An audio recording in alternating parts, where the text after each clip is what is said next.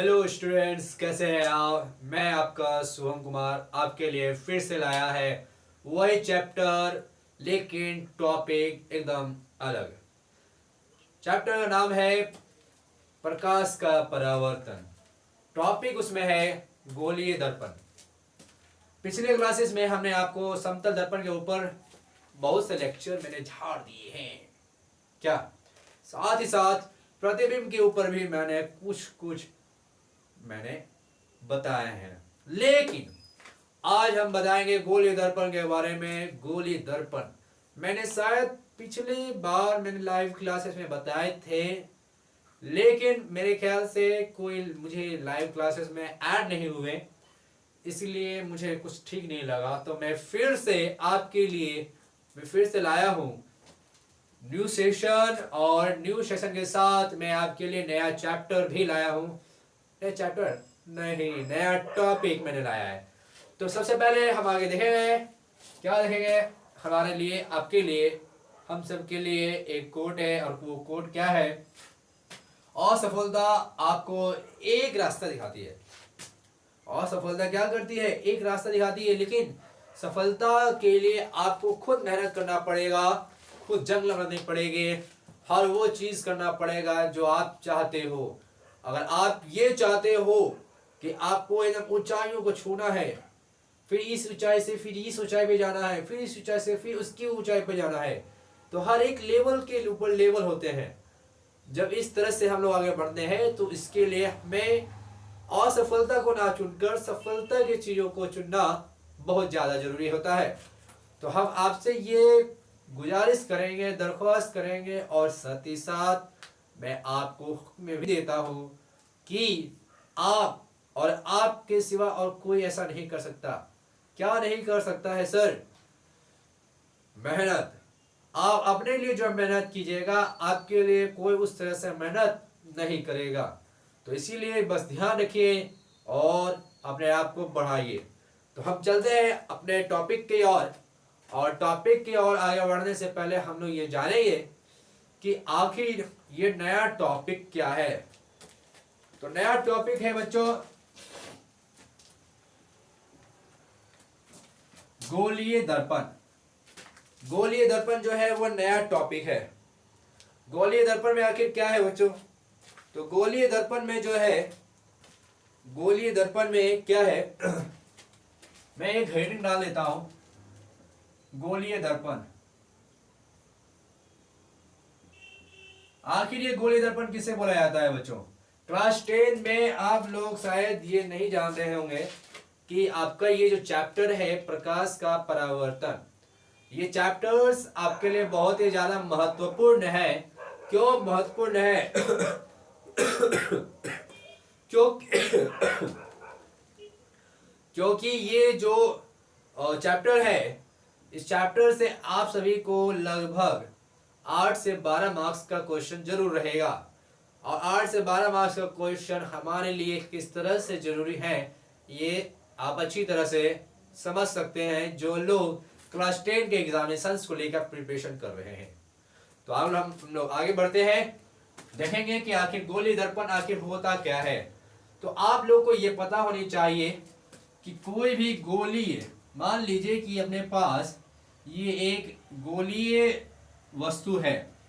इस गोलीय वस्तु में दो तरह के जगह होते हैं। पहली जगह जो है वो आप ये मान लीजिए कि ये वाली है। तो चूंकि यही वाली है तो हम इसको क्या करेंगे, इसको इस तरह से हम कवर कर देंगे, जिसको रजतीत बोलते हैं।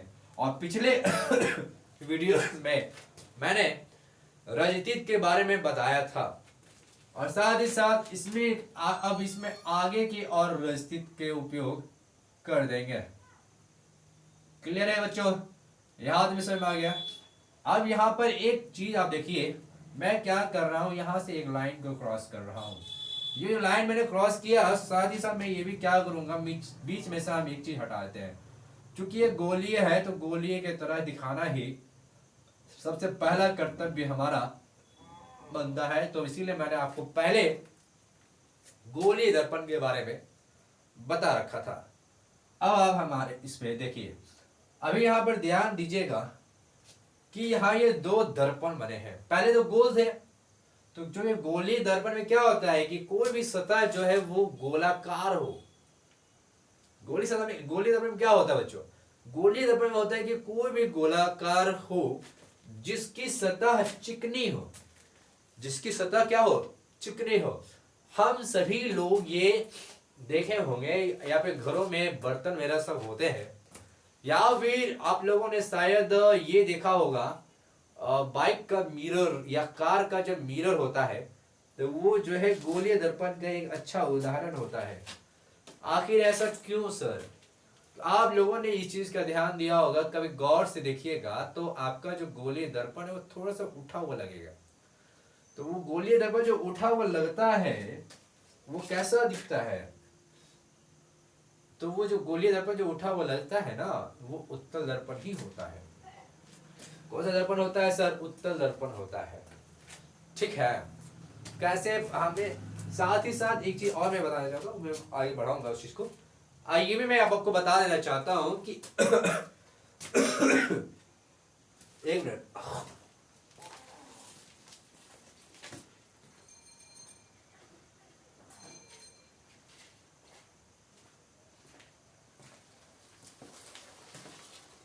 उसके बाद क्या है कि मैंने, आप लोगों ने शायद, ये मैंने भी एक बार देखा था, क्या देखा था कि जब मैं एक फौजी कैंप में गया था तो फौजी कैंप के बाहर एक मिरर लगा हुआ होता होगा, शायद आप लोग भी देखे होंगे, मैंने भी देखता हूँ, मैं डेली देखता हूँ इस चीज़ को।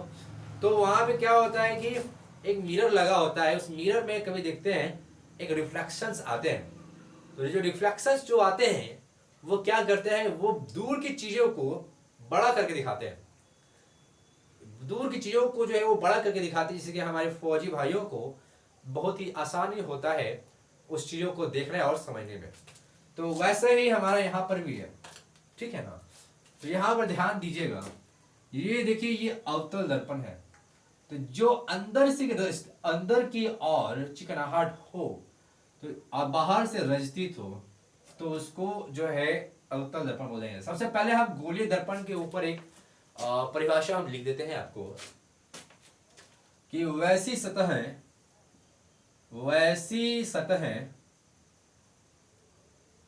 जिनका उपयोग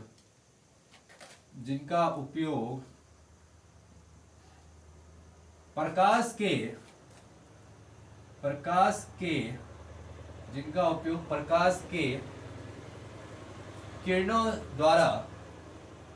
किरणों द्वारा परावर्तित होकर,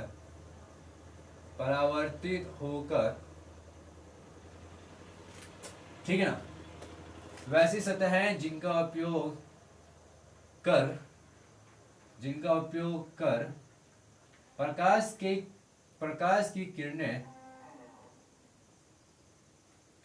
प्रकाश की किरणों द्वारा परावर्तित होकर एक प्रतिबिंब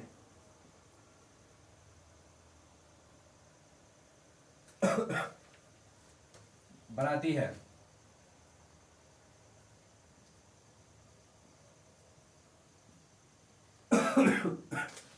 ठीक है, तो चिकनाहट जहां रहेगा, ठीक है ना, तो उस जगह में ये प्रतिबिंब बना देती है और इस तरह के गोली दर्पण हमारे होते हैं। दूसरी परिभाषा भी हम आपको अभी बता देते हैं। इसका दूसरा परिभाषा क्या होगा, ये हमारी बोलचाल की भाषा में हम इसे कह दे रहे हैं, लेकिन बोलचाल की भाषा में तो आप लोग मानिएगा नहीं भैया, आप सब बोलिएगा कि नहीं हम सर, हमें क्या चाहिए, प्रोफेशनल लैंग्वेज। क्यों चाहिए सर प्रोफेशनल लैंग्वेज? क्योंकि हमें जो है स्कूल में या एग्जामिनेशन में हमें जो है नहीं मानता, तो नहीं मानता है तो ठीक है भाई, हम आपको उस चीज को भी लिखवा देते हैं। तो ठीक है, जब प्रकाश की किरण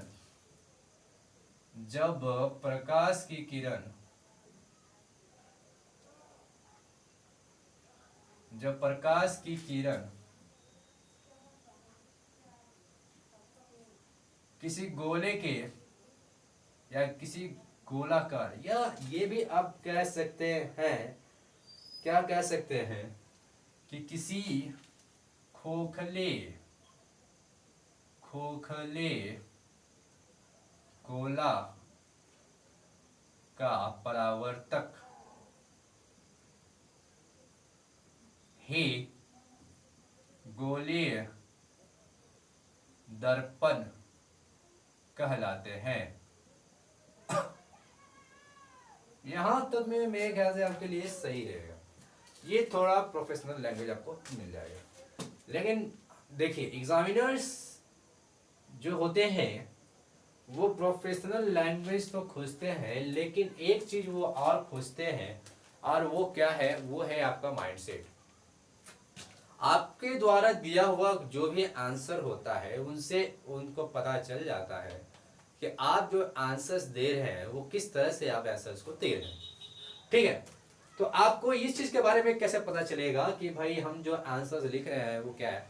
तो आपको एक डायग्राम्स को आप अपने माइंड में एक सेट कर लीजिए कि आपका जो डायग्राम है वो किस तरह से वहां पे रोल निभा रहा है। ठीक है, तो अभी यहाँ पे ध्यान दीजिएगा, मैं अभी अवतल के दर्पण के बारे में बता रहे हैं, उससे पहले हम उत्तल दर्पण के बारे में बताते हैं कि ये जो है ये हमारा उत्तल दर्पण है। तो इस उत्तल दर्पण को देखिए, इसको क्या हो जाता है, उत्तल दर्पण बोलते हैं, उत्तल दर्पण। और इसे बोला जाता है अवतल दर्पण, अवतल दर्पण। एक चीज और हम आप लोगों को बता देना चाहते हैं, इससे ये हमें ये ख्याल आया कि मत ही पूछो आप। तो ख्याल क्या आया, तो ख्याल ये आया है कि पूछ सकता है कि गोलीय दर्पण के कितने प्रकार के होते हैं। गोलीय गोलीय गोलीय दर्पण कितने प्रकार के होते हैं। तो गोलीय दर्पण यहाँ पे लिख सकते हैं, गोलीय दर्पण कितने प्रकार के होते हैं। मैं लिख देता हूँ इस चीज को, गोलीय दर्पण कितने प्रकार के होते हैं। तो ये मुख्यतः जो है, ये क्वेश्चन यहाँ पे बन गया, और ये मुख्यतः जो है दो प्रकार के होते हैं। यह दो प्रकार के होते हैं। इसमें पहला जो है उत्तल दर्पण हो जाएगा, उत्तल दर्पण हो जाएगा। दूसरा जो है वो अवतल दर्पण हो जाएगा, अवतल दर्पण हो जाएगा। यहां तक कोई दिक्कत, एक हो जाएगा उत्तल दर्पण, दूसरा हो जाएगा अवतल दर्पण। ठीक है, ध्यान में कोई दिक्कत नहीं। अब हम जो यहाँ पे बता रहे हैं, हम यहाँ पर जो बता रहे हैं, इस चीज को मैं यहाँ पे थोड़ा अच्छे से लिख देता हूँ, यहाँ पर लिख देता हूँ मैं, ठीक है ना, यहाँ पे ठीक रहेगा। अवतल दर्पण, अवतल दर्पण वो क्या नहीं बताएंगे तो क्या वो समझने में सहूलियत होगा। ठीक है, तो अवतल दर्पण उधर हो गया, उत्तल दर्पण। अब यहाँ पे ध्यान दीजिए कि उत्तल दर्पण किसको कहते हैं। तो वैसा दर्पण है ना, वैसा दर्पण जिसकी आंतरिक सतहें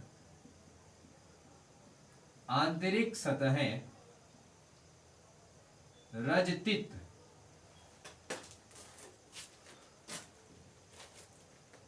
आंतरिक सतहें रजतित हो। ठीक है ना, उत्तल दर्पण किसको बोलते हैं, वैसा दर्पण जिसकी आंतरिक सतह रजतित हो। ठीक है, अवतल दर्पण क्या होती है कि वैसी सतहें जिनकी आंतरिक नहीं, बाह्य जिनके बाह्य सतह रजतित हो,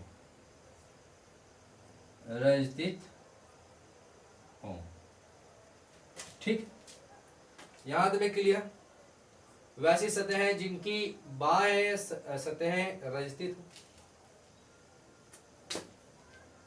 यहां तक क्लियर। वैसे दर्पण लिखना चाहिए था मुझे, ये मैंने गलत लिख दिया। वैसे दर्पण जिनके बाह्य सतहें रजतित होती है ना, यह रजतित हो, वैसी दर्पण अब ठीक रहेगा क्या, है ही ना बच्चों। तो यहाँ पे भी क्लियर, यहाँ पे कोई दिक्कत है आप ये बताइए, ये बताइए कि यहाँ पे क्या क्या दिक्कतें आपको आई हैं जिससे कि हम आपको आगे हम बता सकें। यहाँ तक मेरे ख्याल से तो आपको कोई भी दिक्कत मेरे ख्याल से नहीं ही होगी, ठीक है ना। यहाँ में कोई दिक्कत आपको नहीं ही होगी। ओह शाबाश, थोड़ा डकार आ गया था। तो आगे हम लोग बढ़ते हैं। तो इस दर्पण में कुछ चीजें होती हैं, क्या क्या होती हैं अब उनके बारे में हम लोग जान लेते हैं।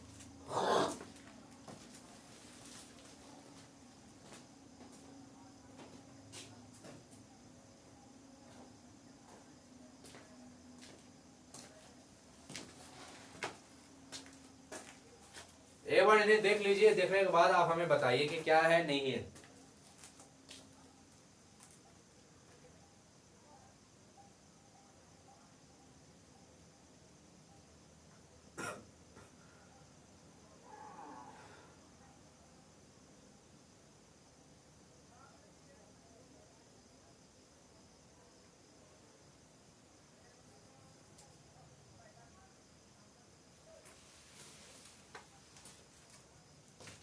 यहाँ से मैं क्लियर है बच्चों, यहाँ पे कोई दिक्कत नहीं है, आपको दिक्कत होनी भी नहीं चाहिए। अगर होगी तो भाई आप कमेंट करने के लिए हो ना, मैं देखूंगा, मैं कमेंट्स पढ़ता हूँ, मैं कमेंट्स पढ़ता हूँ और उसके बाद मैं देखता हूँ कि उसमें कौन से बच्चे क्या बोल रहे हैं नहीं बोल रहे हैं।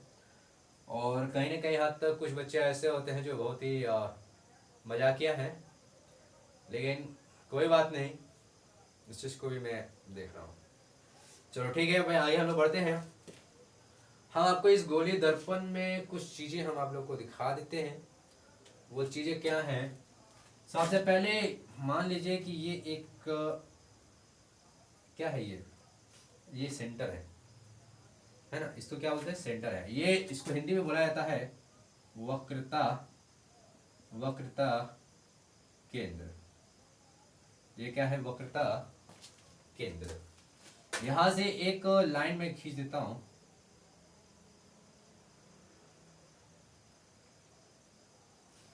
ये जो है ये हो गया त्रिज्या। ये क्या है, त्रिज्या। यहां तक में कोई दिक्कत, यहां तक में कोई दिक्कत नहीं, यहां तक में कोई दिक्कत नहीं है, ठीक। ये जो है इसको बोला जाता है ध्रुव।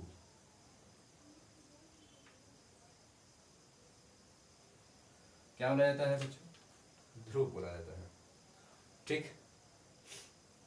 यहां तक में कोई दिक्कत नहीं। इसको जो है ये तो जो ध्रुव हो ही गया, इसके बाद का ये जो लाइन है इसे बोला जाता है प्रधान अक्ष, प्रधान अक्ष। तो कितने नाम हो गए, ध्रुव हो गए, वक्रता केंद्र हो गए, त्रिज्या हो गए और प्रधान अक्ष हो गए। और कुछ चीजों की जरूरत है, मेरे ख्याल से तो कुछ चीजों की जरूरत नहीं है। मेरी आवाज सही से जा रही है ना बच्चों, कोई दिक्कत तो नहीं है। माइक रखे हैं, देखिए ये माइक रखे हैं, लेकिन अगर कोई दिक्कत है तो मैं माइक को लगा लेता हूँ, ठीक है ना, मैं माइक को लगा देता हूँ, आपको कोई परेशानी ना हो, आपको आवाज एकदम सही से जाए। आवाज जा रही होगी, बढ़िया। अब आगे बढ़ते हैं। तो अब आगे देखते हैं हम लोग कि भैया इन सभी का क्या क्या यूज है नहीं है, इन सभी चीज़ों के बारे में हम लोग जानेंगे यहाँ पे। तो हम यहाँ पे एक लाइन खींच देते हैं जिससे कि आपको परेशानी ना हो। सबसे पहला पूछा गया है ध्रुव के बारे में, तो मैं ध्रुव के बारे में भी बता देता हूँ कि आखिर ये ध्रुव होता क्या है। ध्रुव जो है गोलीय दर्पण का एक मध्य बिंदु होता है।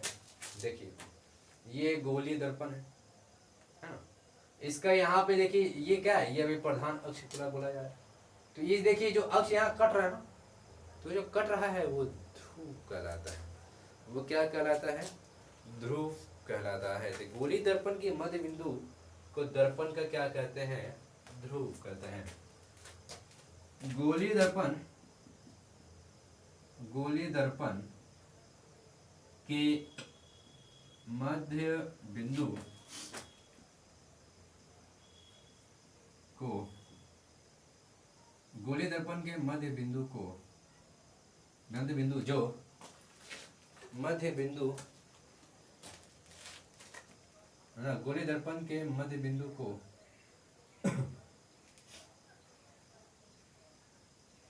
ध्रुव कहते हैं। ध्रुव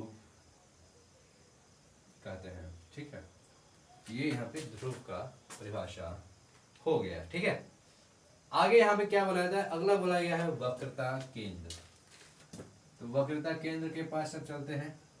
वक्रता केंद्र वाले भाई साहब क्या बोलते हैं? क्या बोलते हैं वक्रता केंद्र वाले भाई साहब? शायद बोलते होंगे आमी जे तो है ही नहीं, लेकिन ऐसा नहीं है, ऐसा नहीं है। तो क्या है बच्चों? तो ध्यान दोगे, वक्रता केंद्र में यह बोला जा रहा है कि जो गोलीय दर्पण के गोले के मध्य बिंदु जो होगा, है ना, गोलीय दर्पण के गोले के जो मध्य बिंदु होगा, तो मध्य बिंदु कहाँ है सर? यहाँ पे। एक तरह से हम इसको केंद्र भी मानते हैं। किसको मानते हैं? क्योंकि गोल था इसीलिए। यहाँ पे लिखेंगे गोलीय दर्पण सॉरी मिस हो गया, मैंने शायद कुछ गलत से लिख दिया है। गोलीय दर्पण के खोखले गोले के मध्य बिंदु को वक्रता केंद्र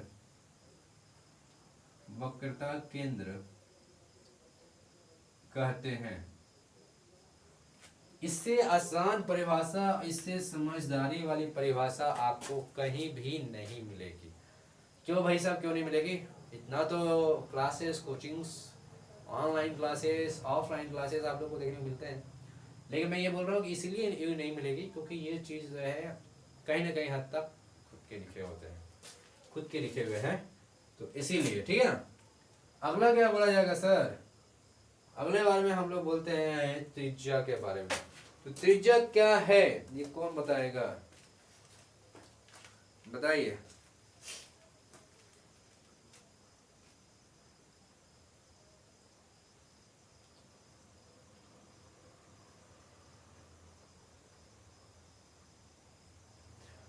तो इसका लिखेंगे गोलीय दर्पण,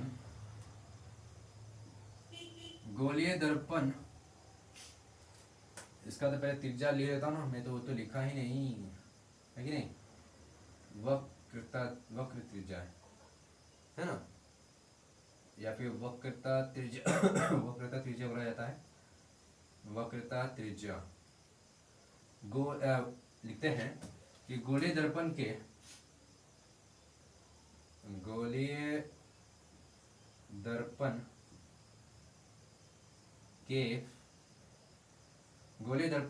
खोखले गोले के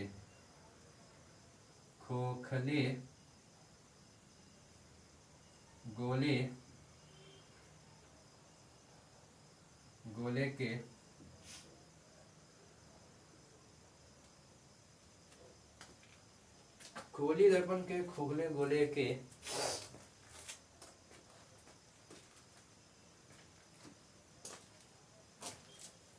एक त्रिज्या होती है,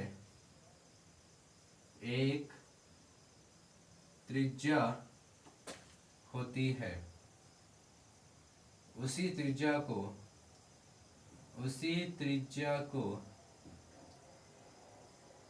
वक्रता त्रिज्या कहते हैं, है ना। कौन सा त्रिज्या बोलते हैं बच्चों? वक्रता त्रिज्या कहते हैं। ठीक है बच्चों। दिखाई दे रही है ना? एक बार मैं देख लेता हूँ दिखाई दे रही कि नहीं। दिखाई दे रही है बच्चों, दिखाई दे रही है, एकदम बखूबी दिखाई दे रही है बिल्कुल। एक जरा भी जो है कहीं ये नहीं है, एकदम साफ साफ दिखाई दे रही है कि नहीं? एकदम बहुत बढ़िया, बहुत बढ़िया, एकदम मस्त। अब आगे हम लोग बढ़ते हैं। आगे क्या बोला जा रहा है? आगे कुछ बोला जा रहा है बच्चों? यहाँ तो कोई दिक्कत नहीं होगी, बिल्कुल भी नहीं है। अब हम लोग आगे बढ़ते हैं। सब निकल गया, अब सिर्फ एक चीज बचा है, वो बचा क्या है? प्रधान अक्ष। तो मैं प्रधान अक्ष को मैं यहाँ पे डाल देता हूँ, ठीक है? प्रधान अक्ष को मैं यहाँ डाल देता हूँ। प्रधान अक्ष, प्रधान अक्ष, ठीक। प्रधान अक्ष किसको बोलते हैं बच्चों? क्या बोलते हैं बताओ?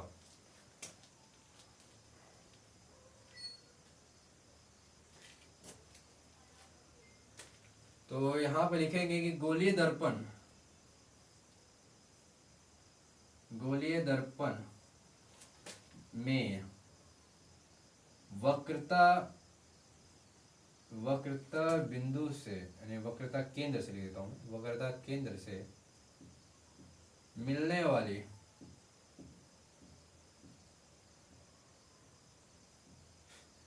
सरल रेखा, सरल रेखा प्रधान अक्ष, प्रधान अक्ष कहलाता है, कहलाता, मिस हो गया है, कहलाता है। ठीक है बच्चों, यहाँ तक समझ आ गया? यहाँ में कोई दिक्कत नहीं है। गोली दर्पण के बारे में हम लोगों ने अच्छे से ये समझ लिया है और इसका भी चित्र बना लिए हैं हम लोग। अब सिर्फ बचा है गोली दर्पण का फोकस तथा फोकस दूरी, गोली दर्पण का फोकस तथा फोकस दूरी, ठीक है?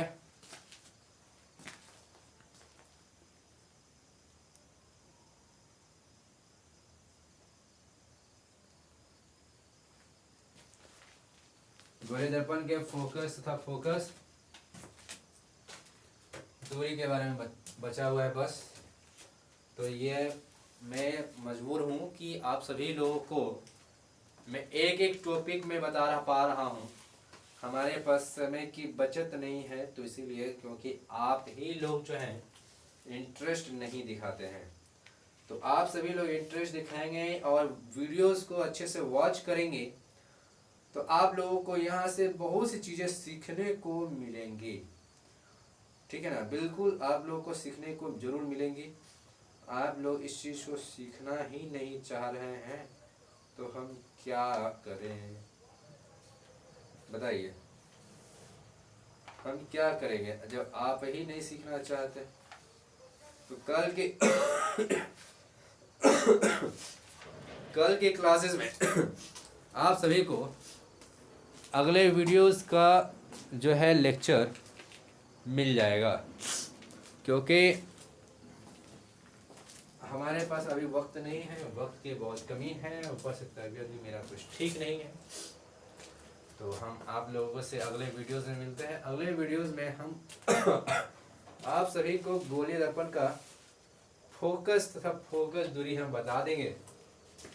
साथ ही साथ हम ये कोशिश भी करेंगे, क्योंकि डायग्राम साइट बताना है हमको, और ये कोशिश करेंगे कि ये जल्द से जल्द खत्म भी हो जाए, क्योंकि डायग्राम में हमको उत्तल दर्पण और अवतल दर्पण का उपयोग भी बताना है, ठीक है? इसका डायग्राम भी बताना है, क्योंकि एग्जामिनेशन में डायग्राम्स तो आते ही आते हैं। साथ ही साथ कौन सा प्रतिबिंब कहाँ बनेगा, कि उल्टा बनेगा या सीधा बनेगा, कौन सा वस्तु को कहाँ रखेंगे तो फिर उसके बाद वो कहाँ जाके बनेगा, आभासी प्रतिबिंब किस तरह से बनते हैं, तो इन सारे सवालों के जवाब हम और आप, हम दोनों एक दूसरे से डिस्कस करेंगे और जानकारी एक दूसरे से हासिल करेंगे।